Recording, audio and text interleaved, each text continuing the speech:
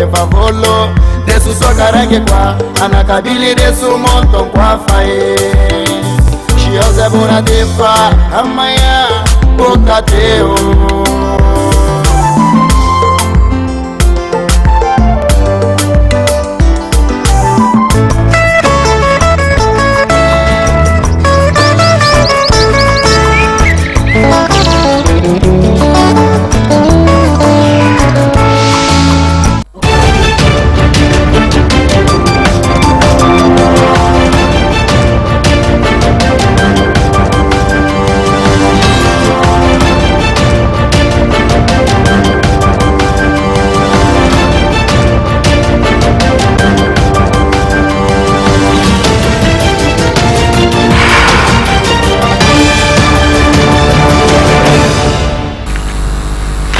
Boa tarde, bem-vindos a este espaço Diálogo à Tarde da televisão São Tomense. Anualmente, a 28 de janeiro, assinala-se o Dia Internacional de Dados Pessoais. A data foi estabelecida pelo Conselho da Europa de forma a se empreender informações como forma de proteger os dados pessoais e a sua utilização. A intenção da criação desta data é no sentido de se sensibilizar os utentes sobre a importância da proteção dos dados e estimular pessoas e instituições a serem mais responsáveis. Em São Tomé e Príncipe, a abordagem e a discussão sobre a proteção de dados pessoais é recente, com a criação da Agência Nacional de Proteção de Dados Pessoais. A questão ganhou maior dimensão, cujo principal objetivo é chamar a atenção da opinião pública sobre a segurança e o maior controle de dados. Hoje, neste programa, tenho como convidado José Manuel Costa Alegre, Presidente da Agência Nacional de Proteção de Dados Pessoais, o qual cumprimento. Boa tarde. Boa tarde. Falar de dados pessoais, digamos assim, é também falar do ambiente dos direitos humanos e do trabalho. Sim, dados pessoais é um princípio constitucional, mas é um princípio também consagrado na Declaração Universal dos Direitos Humanos, tanto é que no artigo 12 da Declaração Universal dos Direitos Humanos faz referência justamente à questão atinente à proteção de dados pessoais. Mesmo o Pacto Civil Político Internacional, que é um documento ratificado também por São Tomé e Príncipe, no seu artigo 17º, faz referência também à questão de proteção de dados pessoais. Por isso, é um direito humano, mas é um direito fundamental consagrado nas constituições de determinados países e na Declaração Universal dos Direitos Humanos. Dissemos, portanto, na abertura deste programa que em São Tomé e Príncipe a abordagem e discussão sobre os dados pessoais é recente, que ganhou uma dimensão com a criação da Agência Nacional de Proteção de Dados Pessoais. Sim, a matéria é recente, mas é preciso fazer referência o ponto de partida sobre a reflexão sobre esta matéria. A reflexão sobre a proteção de dados pessoais em São Tomé começa sensivelmente no ano 2006, quando o jurista advogado André Aragão fez uma matéria, escreveu uma matéria fazendo referência da necessidade de proteção de dados pessoais. Mas no ano 2009, se a memória não me falha, o Fórum da Justiça teve como recomendação a necessidade da criação da Lei de Proteção de Dados Pessoais.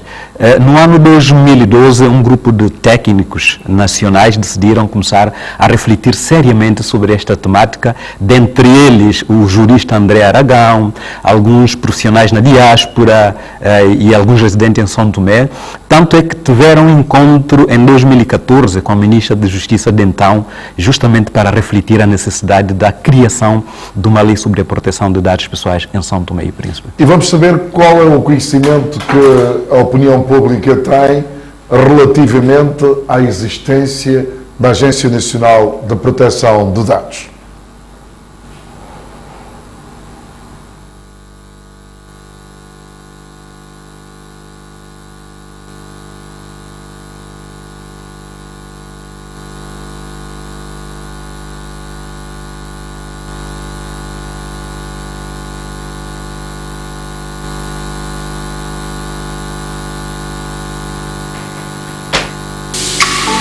28 de janeiro é considerado mundialmente dia dedicado a dados pessoais.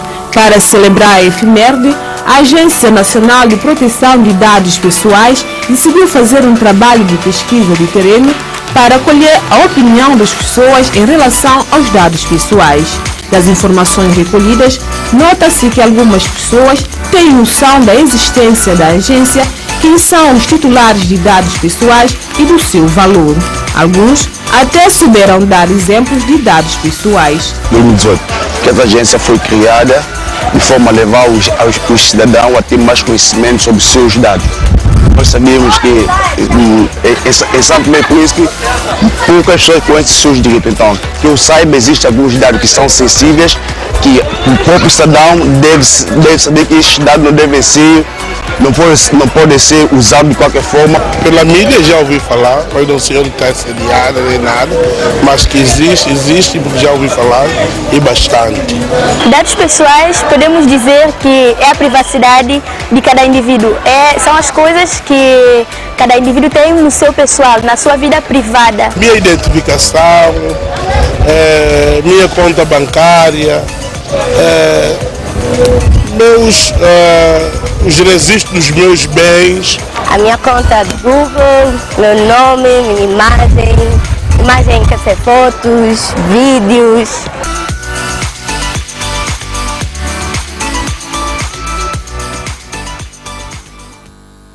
Bem, este conhecimento que alguns utentes têm, portanto, dados pessoais, mas a Lei número 3/2006 refere-se à proteção de dados pessoais.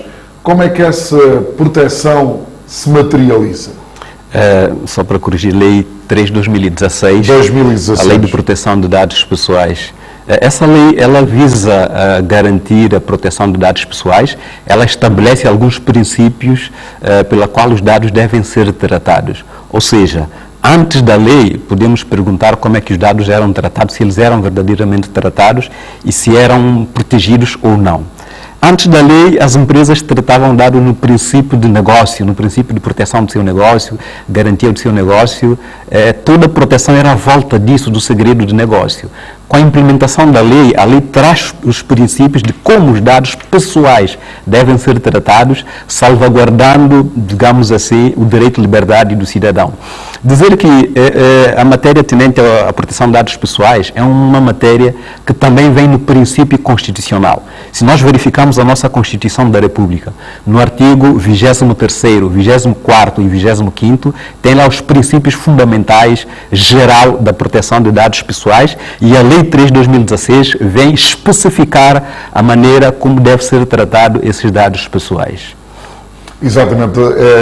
Os artigos a que citou faz referência à vida privada e à inviolabilidade, não? Sim, o artigo 23 da Constituição vem dizer que o direito moral é inviolável. O artigo 24 da Constituição vem dizer que a identidade pessoal e a reserva da intimidade da vida privada e familiar também são invioláveis.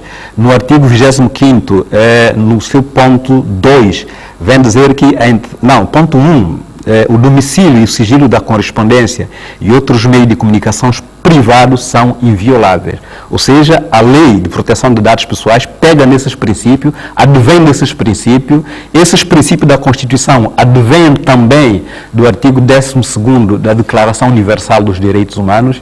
Ou seja, a lei vem balizar a maneira como os dados devem ser tratados, sem o tratador ter a necessidade de invadir a privacidade do cidadão, mesmo exercendo a sua atividade negocial. Portanto, fez referência a dados pessoais. Em que consiste o que é isto de dados pessoais, para que o telespectador tenha maior compreensão? Nós consideramos dados pessoais qualquer informação, de qualquer natureza, independentemente onde esteja guardado, que identifica ou torna uma pessoa identificável. Esses são dados pessoais. Mas é bom frisar a terminologia identifica e torna identificável quando nós falamos de identifica, facilmente nós podemos perceber a natureza de dado que nos identifica.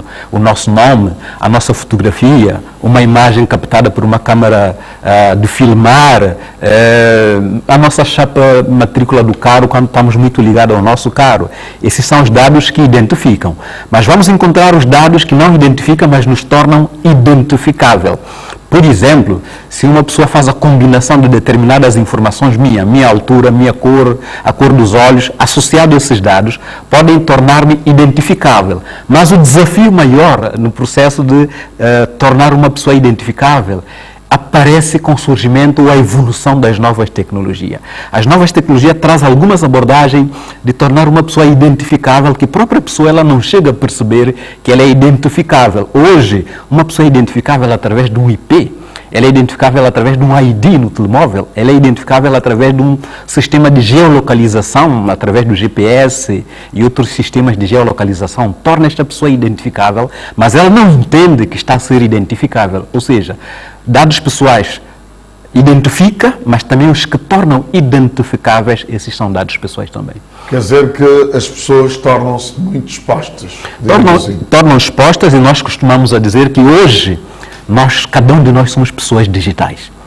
Por causa do só o facto de nós termos um telemóvel na mão, a nossa identidade digital ela já está armazenada num determinado servidor. A partir deste momento nós somos identificáveis continuamente até o último dia da nossa vida. Falamos da Agência Nacional de Proteção de Dados Pessoais e vamos também aqui ver qual é o conhecimento, se as pessoas de facto sabem, têm ou não conhecimento da agência. Nós vimos na anterior reportagem que algumas tinham. Vamos ouvir agora, portanto, este excerto.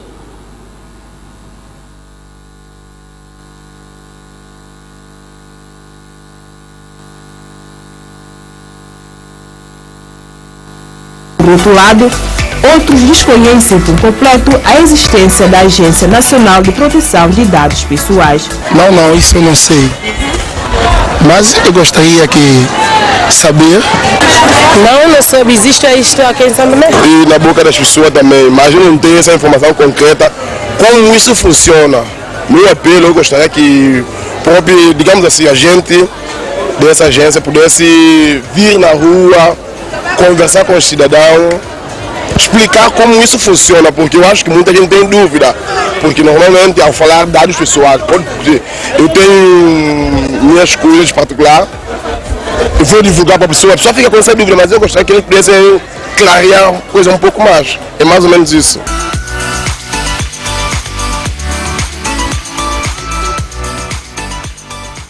Constate-se de facto que alguns utentes não têm o conhecimento, portanto, evidente da Agência Nacional de Proteção de Dados Pessoais. E já agora eu gostaria de saber quais são os seus domínios de fiscalização. Eu acho que gostaria, antes de pisar um pouco nessa questão do desconhecimento do cidadão, antes de responder à nossa matéria de fiscalização, a agência ela foi empossada. Os membros foram empossados a 28 de abril de 2018. De lá para cá nós definimos no nosso plano de atividade um eixo fundamental, que é a divulgação e a sensibilização das nossas ações. E neste eixo nós definimos um conjunto de workshops e seminários para tratadores e titulares de dados pessoais. Nós consideramos titular de dados qualquer cidadão, qualquer ser humano é um titular de dados. E nesse processo de workshops e seminários, nós fizemos primeiramente um workshop nacional, onde tivemos na mesma sala representante das Nações Unidas, representante da Assembleia, do Governo, dos tratadores de dados e dos titulares. Na sequência desse workshop, nós continuamos com alguns seminários, fizemos seminário em várias instituições, demos formações em várias instituições, dentre elas o Tribunal, Polícia Nacional, Supremo Tribunal, Tribunal de Contas, Segurança Social, alguns tratadores, mas nós definimos um canal propício para chegarmos ao cidadão. E esse canal nós entendemos que seria através de poder local. Nós definimos seminário com as câmaras distritais e neste seminário nós conversamos com a Câmara que deviam estar presentes representantes comunitários. representante das associações, representante das organizações comunitárias, e assim se procedeu. Fizemos isso em Água Grande, em Alembá, fizemos também em Caué, fizemos a Mesoche, faltando apenas Cantagalo e Lubata, e neste seminário... Como a região autónoma do Príncipe. Também fizemos na região autónoma do Príncipe. Nestes seminários, nós definimos o critério numa abordagem mais de sensibilização ao titular, e nós entendemos que as associações, as organizações não governamentais podiam ser um elo de ligação para chegar ao cidadão. De maneira que todos os anos esse eixo aparece no nosso plano de atividade, a sensibilização e divulgação. Que há toda a necessidade de ser mais acutilante na sensibilização. Nós reconhecemos, tanto é que anualmente no nosso plano de atividade consta essa atividade, sensibilização e divulgação, principalmente para o titular. Mas o facto de titular não ter o conhecimento não nos isenta a responsabilidade de protegê-los. Ainda assim, nós continuamos a proteger o cidadão, mesmo se ele ter o conhecimento. Porque a lei diz que mesmo o cidadão dando consentimento do tratamento do seu dado de forma equivocada, aí o tratador comete o crime. Agora, respondendo à sua questão, o âmbito da nossa fiscalização. O nosso papel é justamente isso, fiscalizar o cumprimento das leis e regulamentos em matéria de proteção de dados pessoais. Essa fiscalização, ela se dá em determinados ou vários momentos. Primeiramente, há uma proatividade do tratador de dados pessoais, que é, no cumprimento do artigo 21 da Lei 3 de 2016, notificar a Agência Nacional de Proteção de Dados Pessoais. Essa é uma obrigatoriedade de todos os tratadores de dados, preencher um formulário, ou seja, requerer-nos uma autorização para continuar a tratar o dado que vinha tratando ou que vai começar a tratar. E nesse processo de notificação, eles preenchem um formulário dizendo-nos a característica do dado, como é que tratam esses dados, como é que protegem esses dados. Nós recebemos esse formulário, nós avaliamos o formulário, nós vamos para o terreno fazer a fiscalização. Essa fiscalização consiste em averiguar se verdadeiramente o que ele nos disse no formulário está de acordo com o que nós encontramos lá na realidade. Nós avaliamos a situação, trazemos essas informações para a agência, nós preparamos a autorização, se encontramos alguns aspectos que violam o princípio de privacidade, nós fazemos algumas recomendações para a correção dessas possíveis lacunas, dessas possíveis incongruências, para o tratador tratar o dado do cidadão de conformidade com a Lei 3 de 2016. Este é um princípio de fiscalização. O outro princípio de fiscalização consiste na denúncia.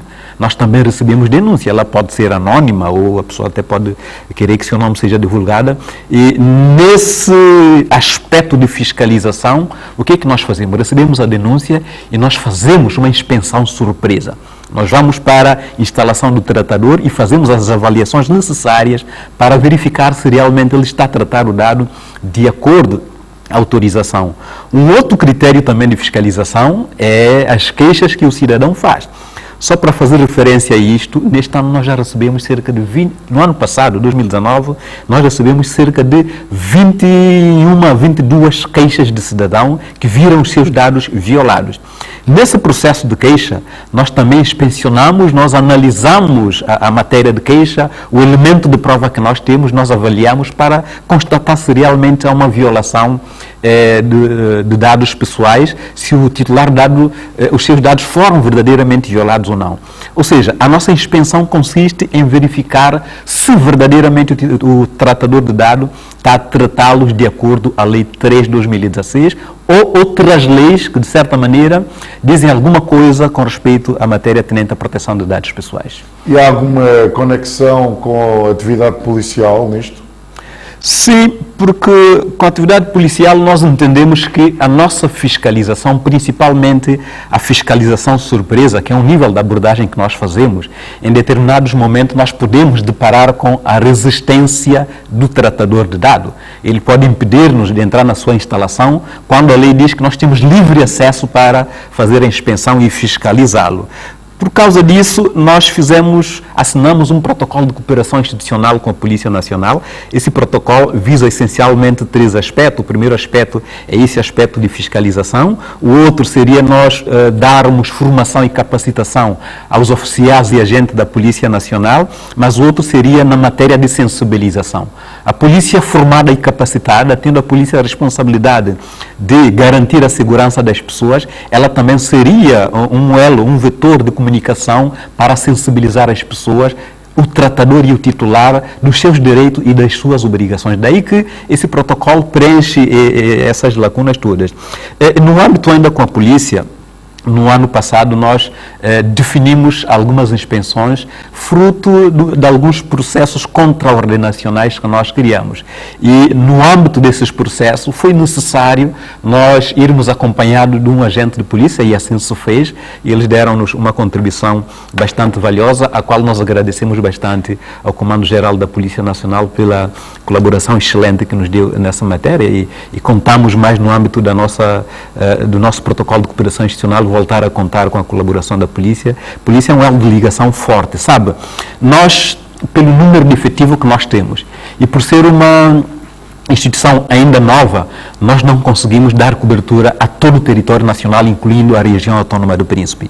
E essa cooperação com a polícia poderá, de certa maneira, ajudar-nos nas fiscalizações, ajudar-nos na sensibilização lá onde nós temos dificuldade de chegar, porque a Polícia Nacional, com mais de 40 anos de experiência, está em todo o território nacional, o que não acontece com a Agência Nacional de Proteção de Dados Pessoais. Exato, é fundamental que os utilizadores conheçam os seus direitos e vamos saber se de facto eles têm a percepção onde recorrer quando os seus direitos são violados. É preciso que as pessoas saibam e tenham a consciência de que quando os seus dados são violados, devem recorrer à Agência Nacional de Proteção de Dados Pessoais. Se eu não estivesse bem informado sobre os meus dados, eu recorreria à agência. Ou se eu procurar um advogado para processar esse alguém que divulgou a minha fonte sem a minha autorização. A primeira reação que eu teria seria informar os meus pais, e também existe agora uma agência que é protetora dos dados pessoais, e recorrer ao lugar de forma a reverter essa situação. Recorrer à agência, fazer a denúncia, e a agência tomaria as medidas. A minha reação seria fazer escanear a página, um print na página, ter uma conversa com a pessoa e fazer o print da conversa e imprimir, demandar.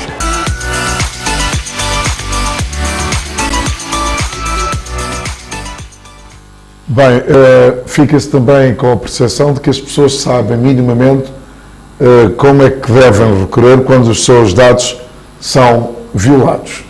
Sim, nesta reportagem pude perceber de que grande parte das pessoas entrevistadas eram alunos, pelo menos 3 delas eram alunos do Liceu Nacional, e pela informação que passaram, percebem mais ou menos a matéria de proteção de dados pessoais, qual seria a abordagem caso verem os seus dados violados. E à volta disso, e voltando para o dia 28 de janeiro, que é o Dia Internacional de Proteção de Dados Pessoais, nós hoje justamente definimos esse público-alvo como público para a nossa sensibilização neste ano. Porque nós entendemos que a faixa etária com maior apetite para consumo de ferramentas tecnológicas, que é a tal ferramenta que processa os dados de forma automática, é a faixa etária que sai dos 14 até os 35 anos de idade. E nesta faixa etária nós vamos encontrar, digamos, o peso, o grosso dessa faixa etária nas escolas, principalmente nos liceus.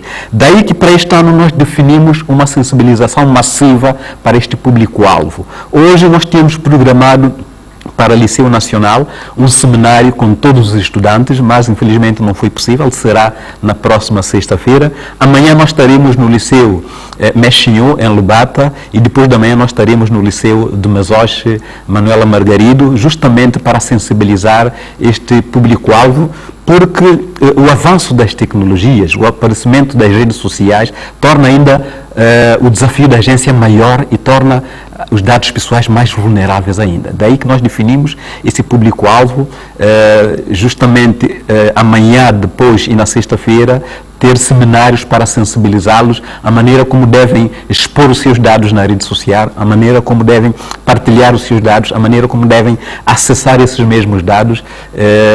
Para nós, Liceu Nacional, Manuela Margarido e Mestre, além dos alunos, essa faixa etária que eu mencionei inclui também os professores. Entendemos que é também um público-alvo que merece ser sensibilizado sobre os seus direitos e garantias. Este público-alvo e outros segmentos, naturalmente, devem conhecer os seus direitos. Sim, conhecem os seus direitos, pelo menos pelas respostas que deram, conhecem, mas sabe, matéria tenente à proteção de dados pessoais é tão complexa, ela é tão desafiante, que às vezes ela vai muito além da compreensão do dia a dia. Ela às vezes estende até determinados aspectos que a pessoa não percebe. Nós na agência recebemos algumas queixas e o foco da queixa é pelo facto das pessoas verem as suas informações violadas a nível das redes sociais. Inicialmente entende-se que as pessoas percebem a matéria tenente à proteção de dados pessoais. Mas onde é que está o grande problema? É isto que nós queremos sensibilizar. Quando eu coloco uma minha foto no Facebook, eu preciso ter em atenção um aspecto fundamental. E nós, no ano passado, tivemos uma reunião com a diretora-geral do Facebook para a África e ela nos disse uma coisa extremamente importante que as pessoas não têm conhecimento. As pessoas fazem queixa de que eu coloquei uma minha foto no meu perfil no Facebook, para minha surpresa, alguém pegou nesta foto, criou um post e fez alguns comentários sobre este post. Alguém copiou a minha foto, criou um outro perfil. O grande problema é como é que eu coloquei esta foto no meu perfil. Quando eu crio uma conta no Facebook, eu tenho um contrato que eu assino da base do clique. Este contrato tem um conjunto de cláusulas que eu não leio. Normalmente as pessoas não leem. As pessoas dizem só, eu aceito, li e aceito os termos de privacidade quando ela não leu. E neste contrato diz o quê? Ao criar esta página, você autoriza que as tuas fotos sejam partilhadas, sejam copiadas, sejam comentadas e pode-se dar gosto a elas. E Facebook fez o quê? Facebook, por facto da questão de Cambridge Analytica, que é a questão nos Estados Unidos que deu vitória ao Donald Trump, eles foram obrigados, pela multa que pagaram, foram obrigados a transferir a responsabilidade de privacidade para o titular. O que é que eles fizeram? A responsabilidade de dizer que ninguém copia, ninguém partilha, ninguém dá o gosto, ninguém faz isso, ou só pode fazer o fulano, não pode fazer o fulano, está conosco enquanto titular de dado, enquanto dono do perfil. Só que nós não fazemos uso dessas ferramentas. Elas estão à nossa disposição. E nos nossos seminários com os estudantes, nós queremos focar esse aspecto, porque nós entendemos que eles, independentemente de conhecerem ou não, há alguns aspectos tão técnicos que eles não percebem. Mas, portanto, como evitar que esses dados não sejam violados, não sejam tratados de uma outra forma? Especialmente com relação às redes sociais, é fundamental que eu use os recursos que o Facebook, no caso, deu-me para garantir a minha privacidade. Eu tenho lá a ferramenta que vai dizer, esta foto só o Max pode ver. Esta foto só o Max pode partilhar. Esta foto só o Max pode comentar. Só que nós não estamos a usar. Se eu quiser, eu pelo menos... Vê aquelas janelas todas, se é privado, se é público... Exatamente. Okay. Eu, por exemplo, no meu perfil no Facebook, além de não colocar foto, eu coloquei algumas privacidades no meu perfil. Ou seja, se alguém violar essas privacidades que eu coloquei no meu perfil, aí sim essas pessoas serão penalizadas, de acordo com a Lei 3 de 2016. Esta questão que tem vindo, portanto, a preocupar as pessoas, mas foi esta questão que a diretora para a África do Facebook acentuou? Sim, ela nos disse que a responsabilidade da garantia da privacidade está com o titular. Tanto é que as pessoas que têm o perfil no Facebook devem ter percebido que receberam no seu mural um conjunto de mensagens do Facebook a chamar a atenção sobre a questão de privacidade. Isso tudo que eu disse, eles publicaram no post, ou seja, no perfil de toda a gente que tem Facebook, eles publicaram hoje a dizer que toda a ferramenta para garantir a tua privacidade está contigo. Só não usas se não quiseres, mas ela está à tua disposição. Hoje, precisamente, eles fizeram isso. Que ações têm sido desenvolvidas pela Agência Nacional de Proteção de Dados Pessoais, nomeadamente as queixas a que fez referência, reclamações, para que os titulares, quer os tratadores de dados pessoais, conheçam de facto os seus direitos? No âmbito das queixas, sabe, a Agência Nacional de Proteção de Dados Pessoais é uma entidade administrativa. E violação de dados pessoais é uma infração administrativa. Quando ela apresenta-nos uma queixa, nós fazemos uma avaliação se realmente é uma infração administrativa. Se for uma infração administrativa, está na competência da agência de resolver essa questão. Pode resolver de várias maneiras. A lei prevê até prisão de 2 anos, a lei prevê multas que vão até 500 mil dobras, a lei prevê eliminação de dados. Um determinado tratador pode ver todos os dados que ele trata a ser eliminado. A agência tem o poder para isso. A agência pode bloquear esse tratador e continuar a fazer... E quem são, de facto, os tratadores de dados pessoais? Tratador de dados pessoais é qualquer entidade privada ou pública que recolhe os dados pessoais. E eu estava fazendo uma reflexão acadêmica para ver se eu conseguisse vislumbrar alguém, empresa ou instituição que não entre na categoria do tratador. Não foi possível identificar. Toda a gente é tratador. Só que nós vamos encontrar 2 categorias de tratador. Vamos encontrar o tratador instituição pública e privada, é uma categoria de tratador, e vamos encontrar tratador doméstico. Tratador instituições públicas e privadas, é fácil nós percebermos. Empresas, instituições do Estado, empresas públicas, empresas privadas, essas são os tratadores, os potenciais tratadores. Os tratadores domésticos é quando eu pego o meu telemóvel, faço fotografia a alguém, eu estou a fazer um tratamento de dados doméstico. A lei, ela não se aplica ao tratamento doméstico, desde que a pessoa não divulgue esta informação. Se eu fizer o máximo uma foto aí, para recordação, numa festa, num aniversário, ou em qualquer situação, aí eu não estou debaixo da lei se usá-la apenas como uma recordação, como algo para eternizar este momento especial que nós vivemos e ter isso no meu álbum ou ter isso no meu telemóvel. Exatamente. Mas, a partir do momento que eu faço a divulgação desta mesma informação, aí eu poderei ser penalizado pela lei. Então, o tratamento doméstico, ela é permitido e a lei não cai sobre ela até o momento da pessoa não divulgar. A partir do momento que ela faz a divulgação, ela está debaixo da cobertura da lei. Exato. Falamos aqui, portanto, citando as palavras da diretora do Facebook para a África. Vamos agora ver, portanto, também a ação de algumas pessoas quando, se elas sabem, de facto, quando se faz uso incorreto de dados pessoais. Quanto aos riscos do uso incorreto dos dados pessoais na internet, os utentes estão conscientes.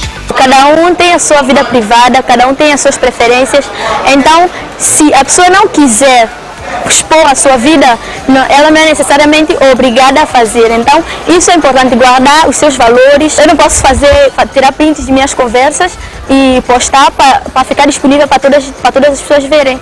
Então, eu guardo, mesmo nos lugares onde eu crio as minhas conversas, eu deixo lá guardadas de forma para ninguém ter acesso. Por isso que é bom sempre evitar coisas de fotos comprometedoras na partilha no Facebook, porque isso é muito errado. Então, eu prefiro não fazer, para não ter o risco de passar por certos constrangimentos. Basta ter uma foto minha, meu nome, se não quiser adicionar nada à biografia, não adiciono, fica sem biografia. Se eu não quiser pôr a minha data de nascimento, aniversário, fica tudo restrito, fica só meu nome, a foto, e a pessoa não vai ter assim tantas informações minhas. Podem haver partilhações, podem partilhar os teus dados, porque Facebook é algo que toda a gente usa no mundo todo. Então, o dado vai ser partilhando até chegar a outras pessoas. Às vezes nós, tanto adulto como criança ou pré-adolescente, nós queremos fazer um post, puxar alguma coisa que para nós é engraçado, mas para os outros nem sempre irá ser e pode ser uma coisa tão errada ao ponto de me levar para a cadeia ou acabar com uma comunidade. Então, se existisse, acho que se existisse um programa que antes de nós postarmos as coisas, esse programa escaneie aquilo que nós vamos postar e nos diga, olha, se fizeres isto, há consequências, possíveis consequências, será isto, isto e isto. Acho que iria prevenir muitas coisas, desde a depressão.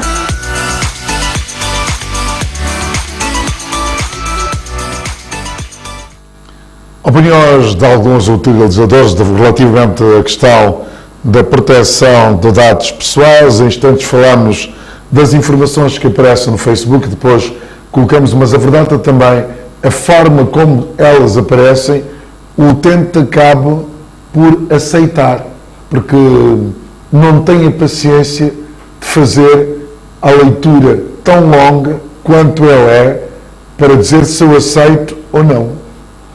Sim, eu há dias estava a conversar com alguém, eu dizia justamente isso, mas nós na agência lemos esse contrato, quer do Facebook, quer das outras redes sociais, quer da instalação dos programas, nós imprimimos, nós lemos, nós temos que estar preparados para lidar com essas situações e nós sabemos o que está por detrás desses contratos, né? O poder que o utilizador, o titular, passa para a pessoa que tem os dados, ou que recolhe e armazena os dados. Deixa-me dar um exemplo, justamente com relação a isto de não ler. Tem aparecido nas redes sociais alguns programas que não são do Facebook, mas o Facebook permite esses programas instalarem e estarem no Facebook para as pessoas fazerem utilização. Eu estou a fazer referência a esses programas que aparecem no Facebook dizendo, opa, veja como é que tu vais ser daqui a 10 anos. Se tu fosses um cantor famoso, como é que seria a tua cara? Se tu tivesses um bebê, como é que seria o teu bebê? Quando tu casares, esse tipo de coisa, eu acredito que já viu isso nas redes sociais, as pessoas ávidas atrás disso, dão clique e brincam com isso bastante. Grande parte dessas aplicações é o quase nome da aplicação, nome teste, aparece no Facebook, as pessoas dão clique. São vários. Sim, e vão fazendo essas brincadeiras. Só que as pessoas não sabem o que está por detrás disso. Repara, desenvolver uma aplicação informática tem custos enormes. Ninguém iria desenvolver um programa, pôr no Facebook para eu brincar e não ganhar nada, justamente com essa carência de meios financeiros que existe no mundo todo. Então, o que é que acontece? As pessoas que têm esses programas, elas estabelecem contrato com algumas empresas que fazem comercialização de dados, dizem, de acordo com a natureza do dado que eu conseguir arrecadar para ti, tu me pagas X. A forma deles conseguirem esses dados é colocar esses programas que geram alguma atratividade emocional para a pessoa, querendo ver se um dia vier a ter filho, como é que vai ser. E quando a pessoa dá o clique neste programa que faz essas brincadeiras, aparece justamente essa questão de aceitar os termos de privacidade, que ela nem lê e dá o ok, avança. Só que ao fazer isso, ela está a dizer este programador que desenvolveu essa aplicação, tu terás acesso a entrar no meu telemóvel, podes escolher o que tu quiseres dentro do meu telemóvel, podes entrar no meu Facebook, procurar informações que tu quiseres, esse privilégio que estou a dar a essa pessoa, esta autorização que estou a dar a esta pessoa. E eu dou todo esse poder a essas pessoas. Só que o mais grave não é isso, o mais grave é que as pessoas, como não têm conhecimento, depois de usarem essas brincadeiras, irem para a ferramenta do Facebook e voltar a eliminar esses programas ficam permanentemente no seu Facebook. Ou seja, enquanto ela estiver online na internet, essa pessoa terá acesso total ao seu telemóvel, ao seu dispositivo. Por isso é que às vezes aparecem imagens íntimas das pessoas, porque muita gente guarda no seu telemóvel imagens íntimas, nudes e etc. Inclusive momentos íntimos com seu parceiro ou parceira, guarda no telemóvel. Eles conseguem ter acesso a isso, posteriormente vai chantagear essa pessoa. Eu tenho uma informação muito séria sobre você, se não me pagares daqui a X dia $2.000, eu não apago esta informação. E às vezes essas informações aparecem nas redes sociais. Por quê? Essas brincadeiras aparecem justamente para eles terem acesso, é uma forma deles ganharem dinheiro. Sabe que hoje dados pessoais é o bem mais valioso na face da Terra. É o bem jurídico mais relevante na vida do cidadão. É o maior ativo hoje. Dados pessoais valem mais do que o petróleo, mais do que o ouro. As empresas que têm como ativo dados pessoais, elas faturaram no ano 2017 1 trilhão e 600 milhões de dólares. Os dados pessoais no ano 2018 fez crescer o PIB mundial 15 trilhões de dólares. É o produto mais valioso na face da Terra. As empresas que têm o ativo como dados pessoais, essas empresas estão acima, a nível financeiro, de que todas as empresas. Eu estou a falar do Facebook, eu estou a falar do Google, eu estou a falar do Amazon. Repara que nós não pagamos nada para ter Facebook, mas, no entretanto, o dono do Facebook é uma das pessoas mais ricas do mundo. Repara de onde é que vem a sua fortuna. É os nossos dados que são comercializados. Por isso, nós estamos frequentemente a disponibilizar os dados sem saber as consequências que podem advir da má utilização, do uso abusivo desses dados. Da mesma maneira, no início do ano 2019, este ano não vi isso ainda, apareceu uma brincadeira 2009 e 2019, ou seja, a estimular-te a colocar uma tua foto de 2009 e outra foto de 2019 para estabelecer a comparação se tu mudaste muito ou não. Começa com essa brincadeira para estimular, mas na verdade é para enriquecimento de uma base de dados de reconhecimento facial que uma empresa russa está a desenvolver justamente para identificar-nos posteriormente. Como eu dizia inicialmente, nós temos uma identidade digital, cada um de nós. E essa identidade vai nos acompanhar e estará, a partir de agora, associado ao nosso rosto, à nossa cara. E nós não temos noção do que nós estamos a fazer com o nosso dado. E dados pessoais, uma vez entrado na internet, nunca mais vai sair. Aquilo que nós chamamos de Big Data é uma terminologia, é uma tecnologia que permite que os nossos dados vão ficar eternamente nas redes sociais, na internet, mesmo que o regulamento europeu agora traz o princípio do direito de esquecimento. Eu posso reivindicar que eu não quero que minha cara, uma informação relacionada a mim apareça novamente nas redes sociais, no Google, etc. Ainda assim que não aparece, mas ela não deixa de estar nos servidores. Então, a melhor forma é, de facto, não utilizar o Facebook. Para dizer sinceramente, eu pessoalmente já ponderei a hipótese de não usar o Facebook. Mas o Facebook não é mau.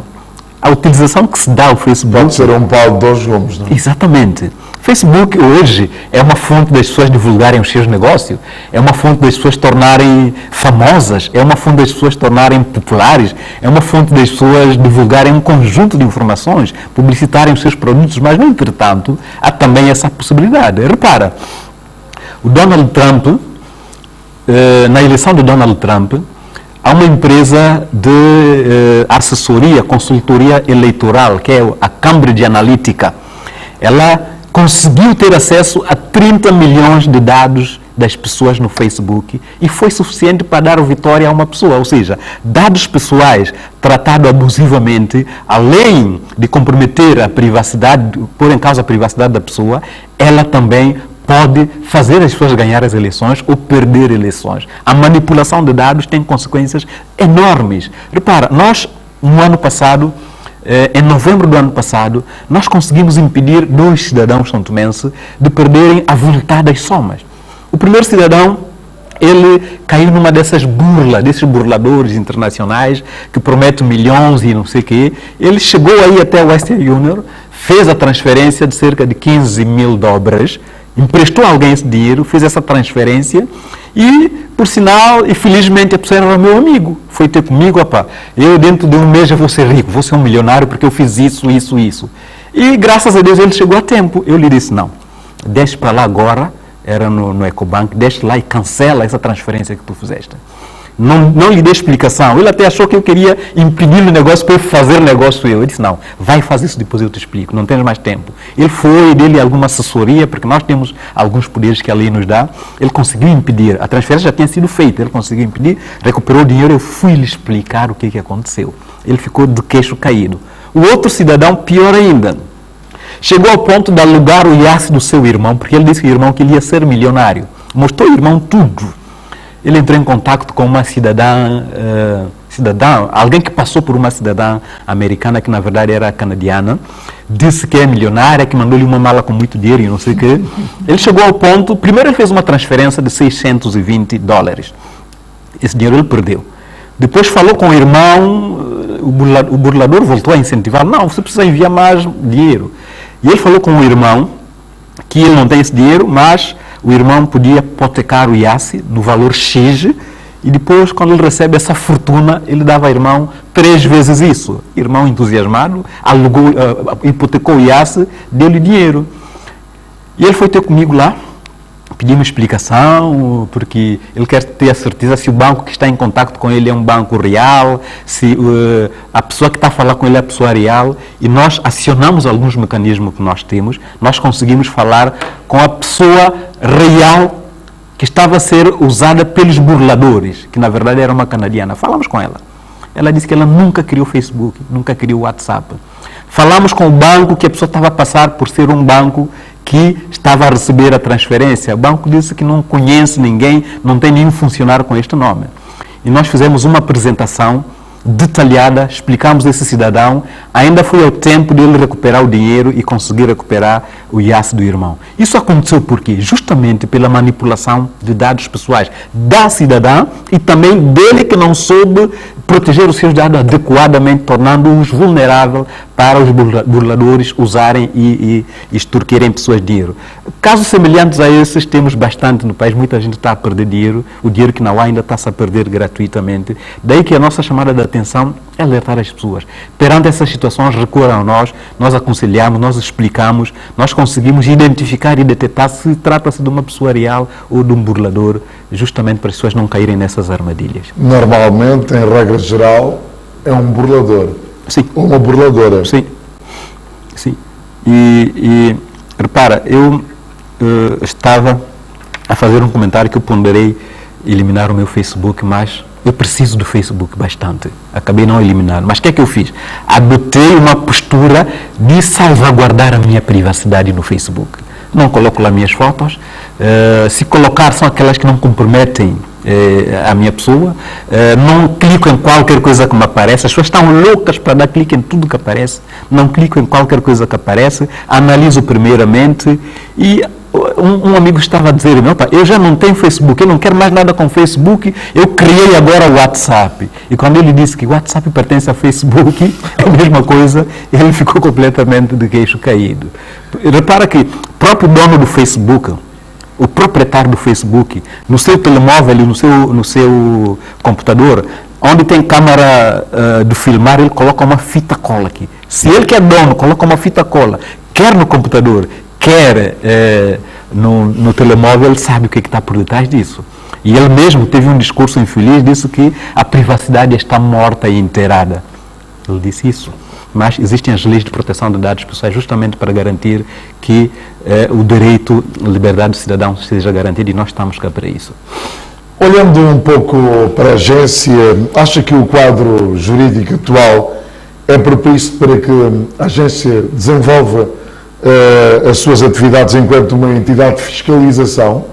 Sim, acreditamos que sim, tanto é que a própria Lei 3, ela advém de um princípio constitucional que está na Constituição da República, mas, além disto, esta matéria ganha força e vem até São Tomé, quando em 2013 as Nações Unidas aprovam uma resolução orientando todos os países membros das Nações Unidas a criarem uma lei de proteção de dados pessoais, e aquelas que já tinham deviam reforçar mais medidas, apertar mais medidas por causa da evolução tecnológica.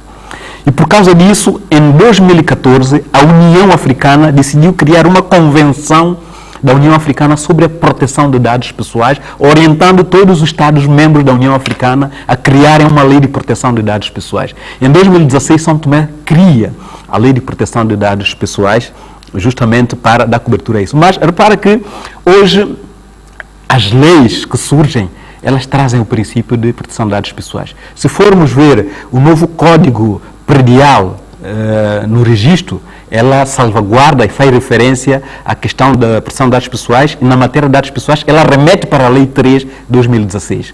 A Lei do Registro do Nascimento, com a situação de informatização a partir da maternidade, ela remete a fiscalização dessa matéria para a Lei 3 de 2016, ou seja, para a Agência Nacional de Proteção de Dados Pessoais. O Código Civil agora em vigor, no seu capítulo 2º e na seção 1, desde o artigo 8º até o artigo 14º, faz referência exclusivamente a dados pessoais, e esta seção remete tudo que é fiscalização desta parte desta seção para a Lei 3 de 2016, que é a Lei de Proteção de Dados Pessoais. O próprio Código de Trabalho em vigor tem essa abordagem. Ou seja, próprias leis do país, elas estão, de uma certa forma, sincronizadas e harmonizadas com a Lei de Proteção de Dados Pessoais. Significa, então, que a agência tem autonomia e independência para atuar? Sim. A própria lei estabelece que é uma entidade independente, com poderes de autoridade, mas que funciona junto da Assembleia Nacional, justamente para garantir esta independência, porque nós fiscalizamos toda a gente, fiscalizamos toda a instituição, desde a Presidência da República até o cidadão mais humilde, nós fiscalizamos na matéria tenente. Mas na sua ótica acha que a agência não deveria estar adstrita a nenhuma instituição? Sabe, a matéria tenente à proteção de dados pessoais, ela é tão complexa, ela é tão difícil da compreensão, por isso é que os princípios internacionais ditam justamente isso. Nós, hoje, somos membro da Rede Africana de Proteção de Dados Pessoais, membro efetivo com direito de voto. E para nós sermos acreditados como membro, era preciso que a nossa lei garantisse essa independência.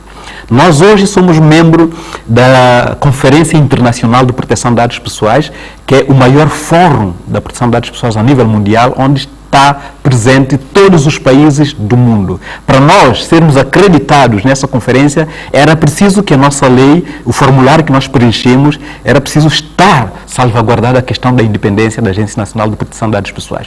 Nós somos membro da Rede Ibero-Americana de Proteção de Dados Pessoais, uma rede que está países como Portugal, Espanha e todos os países da América Latina. Um dos princípios também era a questão da independência da autoridade. No próximo mês, ainda nesse primeiro trimestre, seremos acreditados como membro da Francofonia, Associação Francófona de Proteção de Dados Pessoais, e um dos princípios também que eles pedem como obrigatoriedade é justamente a questão da independência. Nós, no mês passado, fomos contactados pelo Banco Mundial. O Banco Mundial nos procurou, os consultores sêniores do Banco Mundial para a matéria de economia digital, eles procuraram-nos, eles nos disseram que há um timing para todos os países adotarem o princípio de governação digital. Se reparou, ontem o INIC fez a validação do plano estratégico de governação digital. O governo já apropriou esta medida. O Banco Mundial vai disponibilizar 30 milhões de dólares para a adoção da política de governação digital. Mas esses consultores nos disseram, perguntaram-nos como é que é a questão da vossa independência.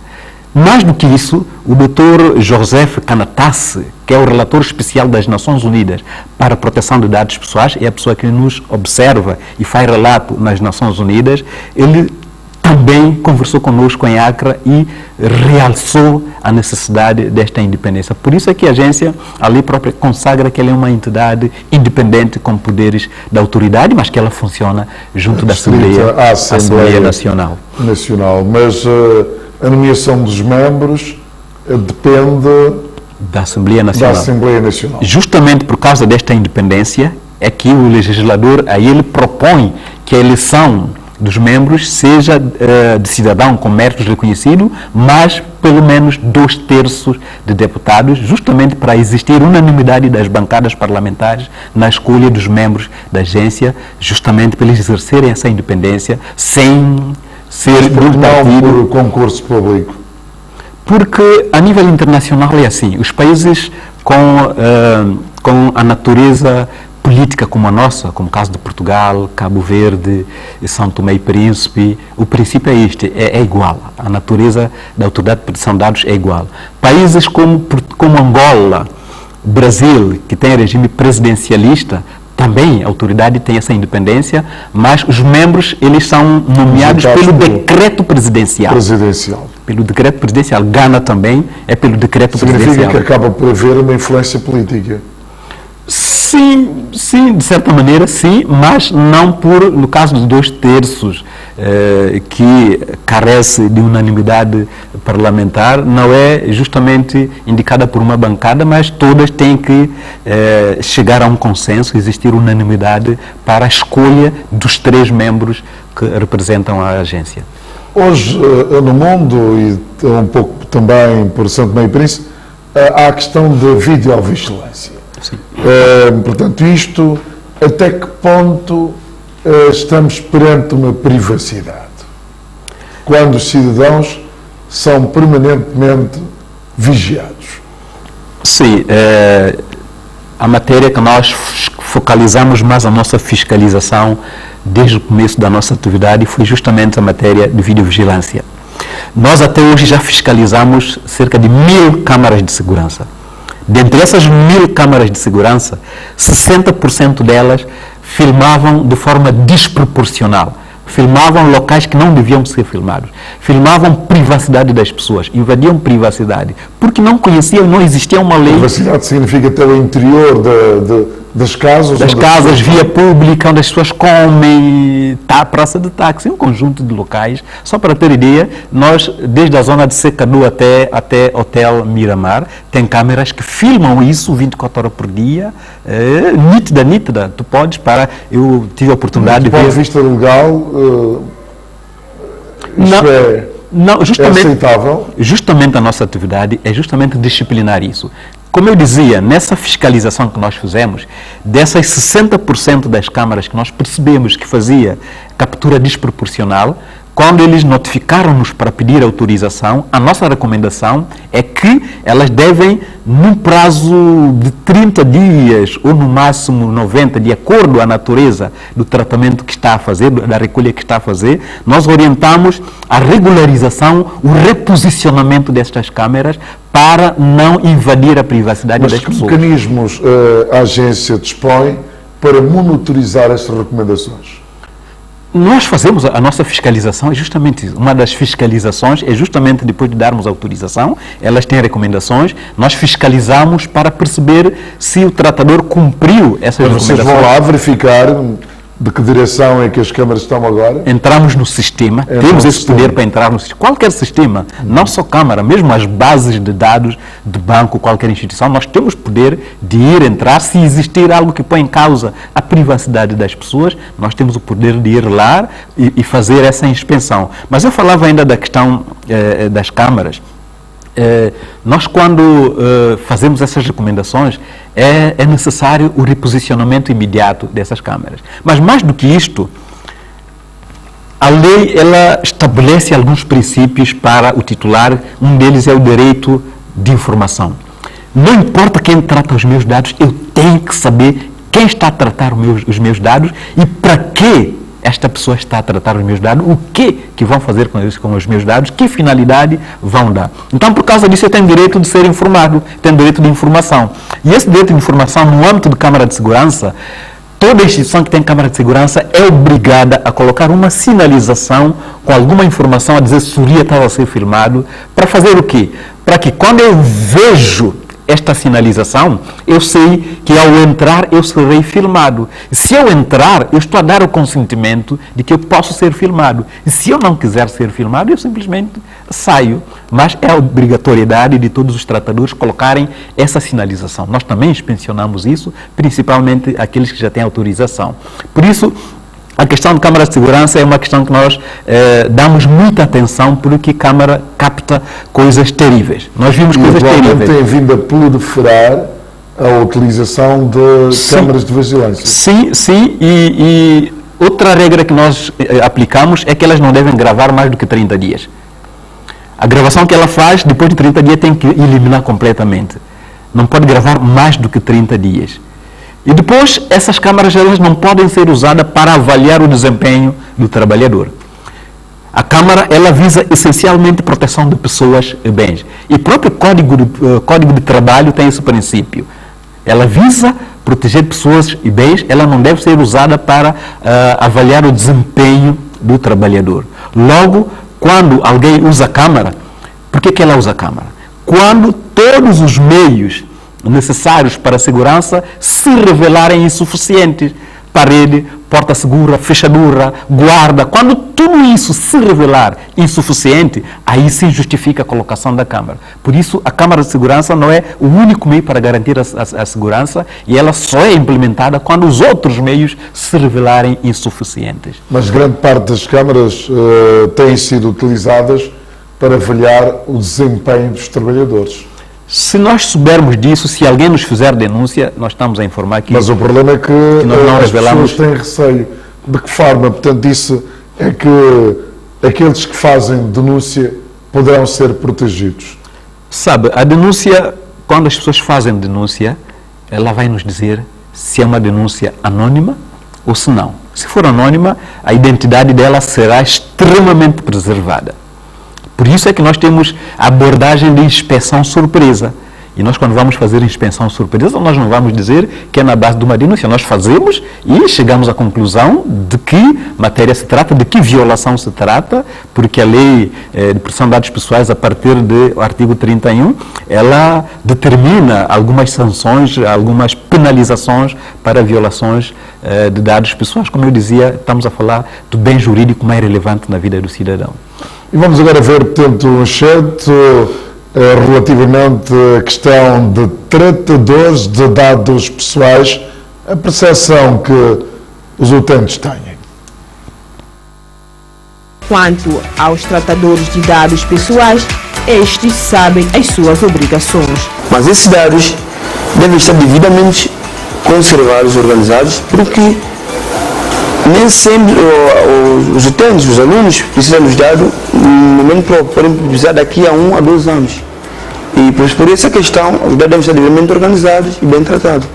Por isso mesmo nós temos vários documentos onde nós utilizamos para que esses dados devem ser devidamente organizados. Estamos a falar de livro termo, onde tem fotografias, a identificação dos alunos, a residência, a morada, enfim. Portanto, esse livro na organização da escola é fundamental. Portanto, os dados devem ser devidamente organizados, conservados e não são publicados. Só publicamos a parte. Isso deve ser da responsabilidade da escola, deve devidamente organizado e arquivado.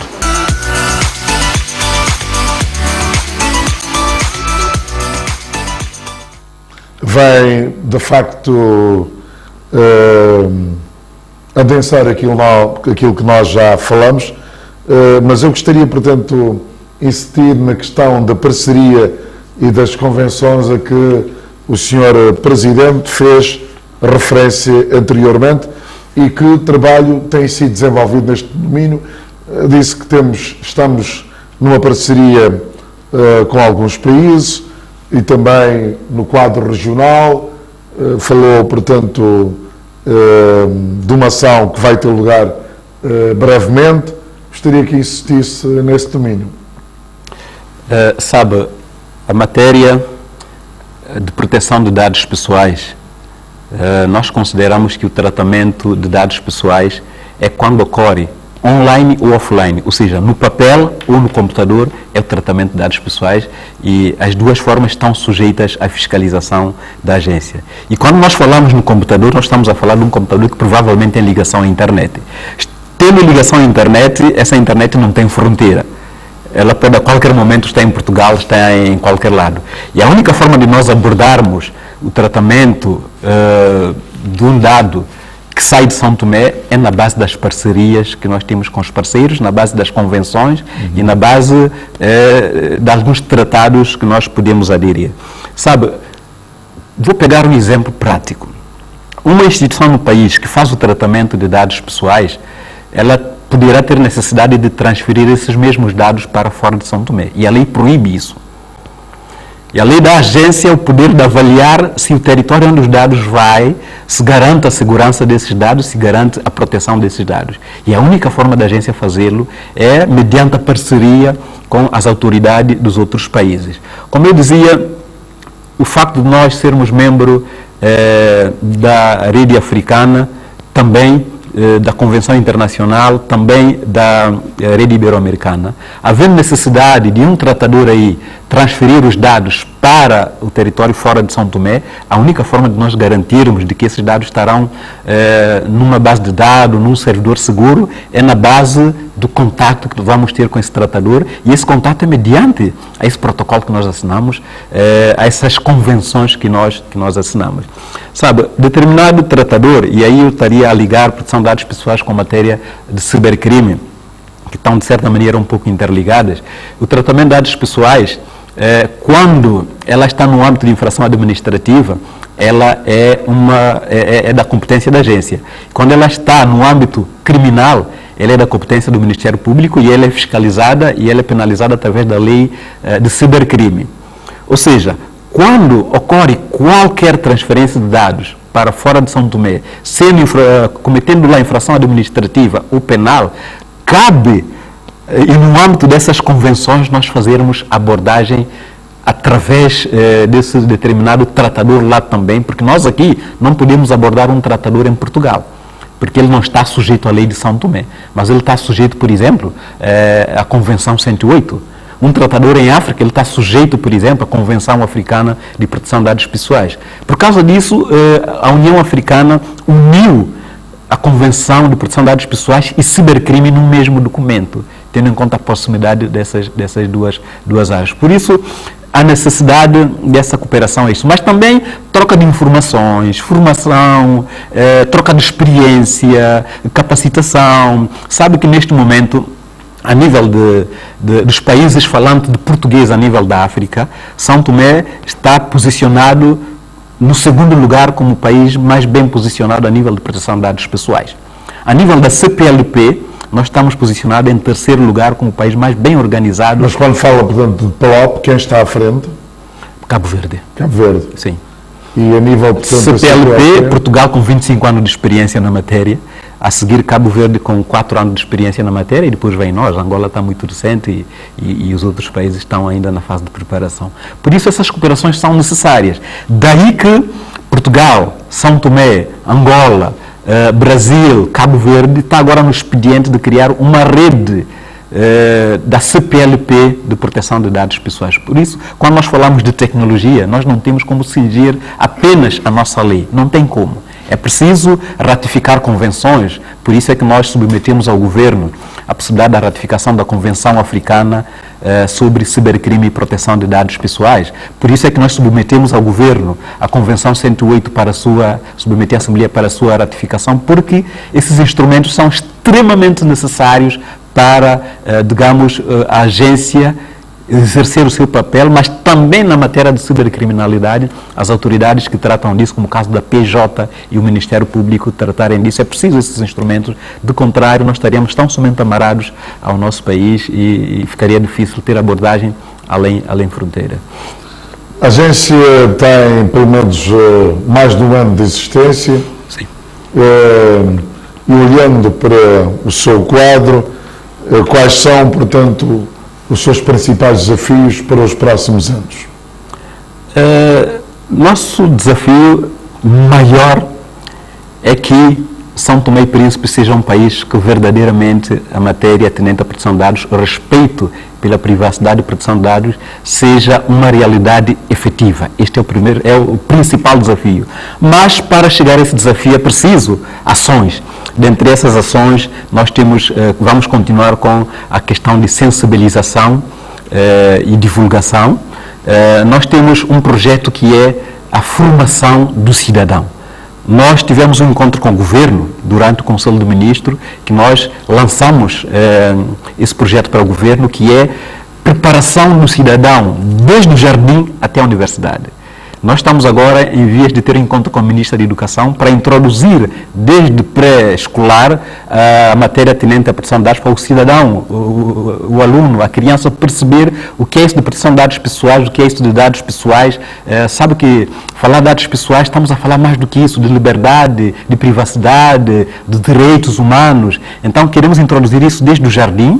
Queremos passar isso também como um conteúdo de uma disciplina no secundário e queremos colocar isso como uma cadeira, se calhar, opcional a nível das universidades. Nós, no ano passado, tivemos abordagem com todas as universidades no país, colocamos esse desafio, estamos a ver com o governo a possibilidade de introdução deste projeto, que é a preparação do cidadão desde pré-escolar até a universidade, para ele estar minimamente preparado. E só assim atingiremos esse objetivo geral que eu mencionei. Mas, para isso, nós temos também outras ações. Há uma ação que é a preparação do próprio tratador de dados. E falando nisso, tratador de dados é o quê?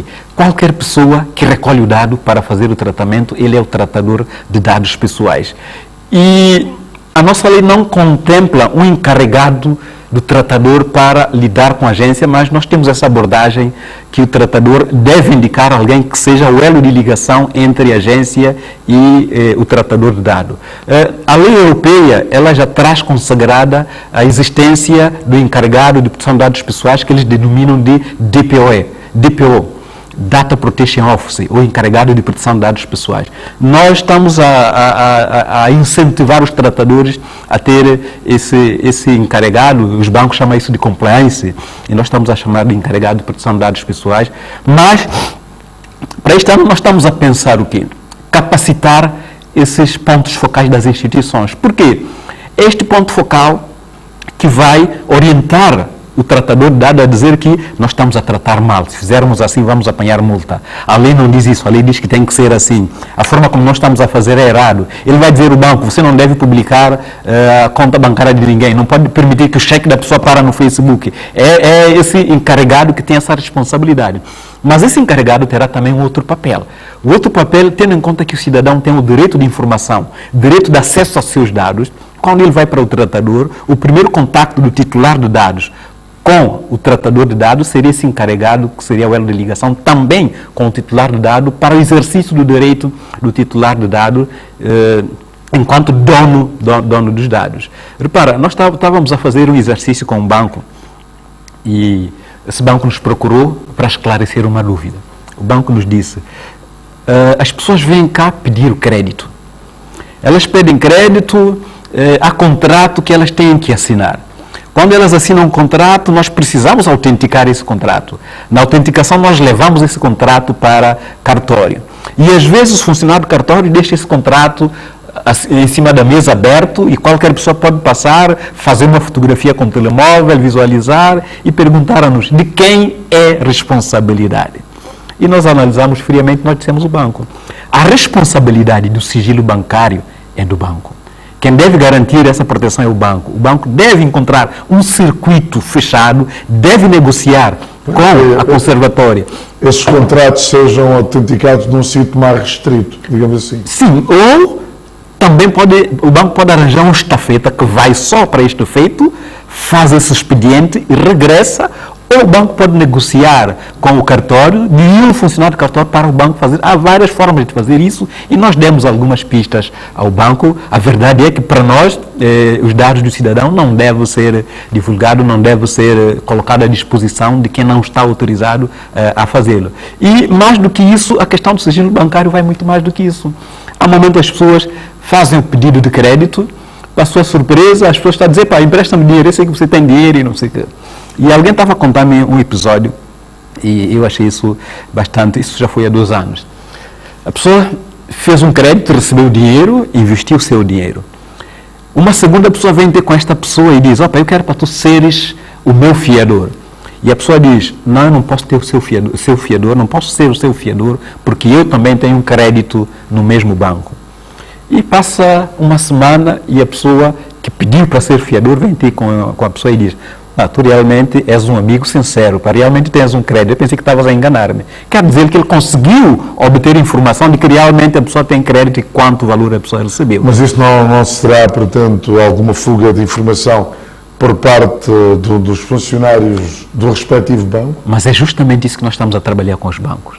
É justamente isso que nós estamos a recomendar aos bancos que não aconteça. Se acontecer, o banco está sujeito a apanhar coimas e multa. Semelhantemente à questão das companhias de telecomunicações, onde qualquer pessoa vai e pede o extrato das chamadas que eu fiz, a esposa vai pedir o extrato do marido, o marido pede o extrato da esposa, consegue saber que ligou para o Max, que ligou para não sei o quê. com as companhias de telecomunicações, nós inclusive já demos esta recomendação. Mais do que isso, nós fizemos o que com as companhias de telecomunicações? Sabe que hoje, volta e meia, tu recebes mensagem no teu telemóvel com publicidade, compra Jojo, a festa não sei o quê, a festa não sei o quê, e nós começamos a receber denúncias. Isso vai dizer, opa, eu já estou cansado com essa coisa de mensagem para ir não sei o quê, não sei o quê. E nós fizemos uma orientação para todas as duas companhias de telecomunicações, proibimos isso. Dissemos às companhias, vocês são obrigados, a partir de agora, mandar uma mensagem para toda a gente que tem um telemóvel. Caso elas não queiram receber mais essas publicidades direcionadas, elas devem mandar uma mensagem com a palavra stop para o número que vocês vão indicar, e esse número deve ser gratuito.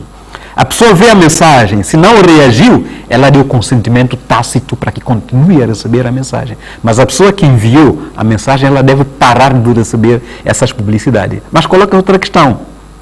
E se posteriormente a pessoa ter a intenção de voltar a querer receber mensagem, ela pode revogar esse consentimento. O consentimento pode ser revogado a qualquer maneira, é um direito que a lei assiste à pessoa. Por isso, as companhias de telecomunicações já receberam essa orientação, nós já inspecionamos isso com alguns titulares que pediram isso, pediram stop, se continuaram a receber, disseram que não, e nós ficamos satisfeitos porque estão na obediência da lei.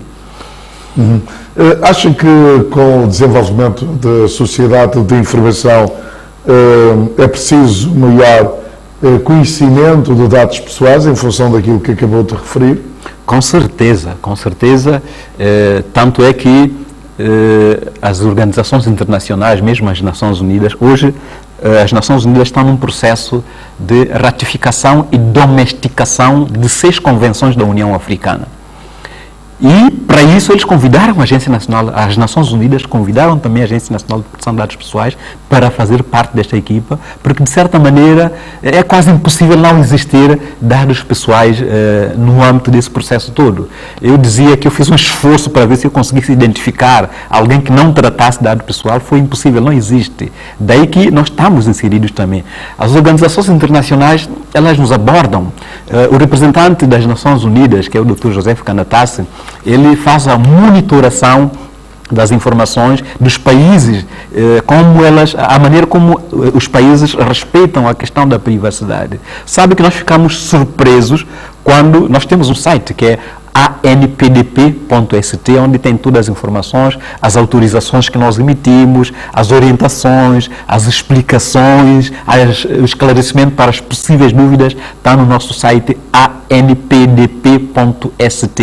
Para nossa surpresa, a pessoa entrou no nosso site, analisou e depois mandou-nos uma mensagem a dar-nos parabéns. Parabéns, São Tomé e Príncipe, está bem na matéria atendente à proteção de dados pessoais. Significa que nós estamos a ser monitorados, nós enquanto autoridade, nós enquanto país, mas também nós enquanto titulares de dados pessoais e tratadores de dados pessoais. E já agora, quais são os conselhos práticos que podem ser deixados aos utilizadores de dados? Conselhos são vários. Os mais essenciais. Sim, mas eu vou pontuar alguns conselhos que eu acho pertinente. Primeiro, ter muita atenção com a disponibilização dos dados pessoais. Antes de disponibilizar um dado, principalmente nas redes sociais, muita atenção que tipo de dados vai disponibilizar. Das informações que tem no telemóvel, das fotos íntimas que tem, muita atenção quando entra na internet, porque estará a transferir sem querer essas informações para uma pessoa que não conhece, que poderá usá-lo para fazer mal à pessoa. Também dizer às pessoas que quando frequentam qualquer instituição que faz o tratamento de dados, é o direito dela saber para que recolhem esses dados, o que fazem com esses dados. Também alertar as pessoas que ela tem o direito de acesso. Eu, se dei meus dados, minha informação a um determinado tratador, daqui a 5, 10 anos eu posso ter a ideia de mudar um dado. Se eu era solteiro, eu sou casado, eu posso querer mudar essa informação. Eu tenho esse direito de ir lá para o tratador, seja ele banco, hotel, e mudar esse dado, dizer ao cidadão que ele tem esse direito. Mas o conselho fundamental que eu quero deixar é no uso das tecnologias. O grande problema está aí. As pessoas não estão preparadas para determinadas tecnologias e fazem utilização dessas tecnologias. Uma tecnologia que surgiu e as autoridades a nível mundial unidas conseguiu perceber isso é, por exemplo, os televisores que têm acesso à internet. Os televisores que têm acesso à internet, descobriu-se no ano passado que no caso da Samsung, esses televisores têm uma câmera. Significa que eu estou em casa, estou a ser filmado e eu não sei, e a minha imagem está a ser transferida para uma base de dados que eu não sei. Pior ainda, se eu tiver esse televisor no quarto, eu poderei ser filmado a dormir. É um risco que eu corro. Então, dizer às pessoas que no uso das tecnologias, as pessoas devem ter o seguinte princípio. Tecnologia é para solucionar determinados problemas e eu devo cingir-me tão somente a isso. Ir além disso, eu estou a expor-me. Estudos indicam que até 2029, o computador vai ser tão inteligente quanto o homem. O nível de inteligência entre o homem e o computador vai equiparar-se. O estudo indica ainda que no ano 2045, a tecnologia vai ultrapassar a inteligência humana. Um só computador poderá processar mais informação que toda a humanidade junta. Sabe que 90% de todos os dados pessoais tratados foram tratados nos últimos 5 anos. Desde Adão e Eva até hoje, 90% de dados foi tratado nos últimos 5 anos. Daí para trás, só os 10%. Significa que tudo está a ser dado. A nossa presença aqui é dado, eu andar na praça é dado, eu a comer é dado, a roupa que eu visto é dado, tudo hoje é dado. Por isso é que eu digo que nós somos pessoas digitais. Então, perante tudo isto, a inteligência artificial está em constante evolução. E se a inteligência artificial está numa evolução a ponto de processar mais informação do que nós, mais informações do que nós, há uma coisa que nós temos e que a inteligência artificial, os computadores não têm. É nisso que nós devemos assegurar. Nós temos a consciência e não existe consciência artificial. Por isso, o apelo é que nós devemos ter a consciência cada vez que nós colocarmos os nossos dados à disposição de seja quem for. Não importa a instituição, não importa a idoneidade da instituição, o fundamental é ter atenção que tipo de dados nós disponibilizamos. Mas eu não posso terminar esta reflexão sem fazer referência das categorias de dados. Nós temos duas categorias de dados. Nós temos dados sensíveis e dados não sensíveis.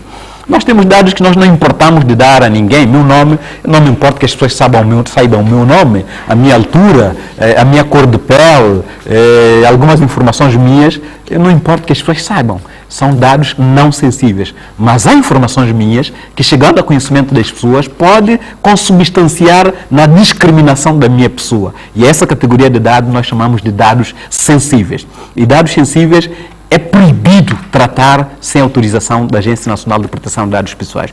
Os dados sensíveis só podem ser tratados em 3 situações. Fora dessas 3 situações, quem tratar dados sensíveis está a cometer infração administrativa. E vão me perguntar o que são dados sensíveis, quais são os dados que podem consubstanciar na discriminação.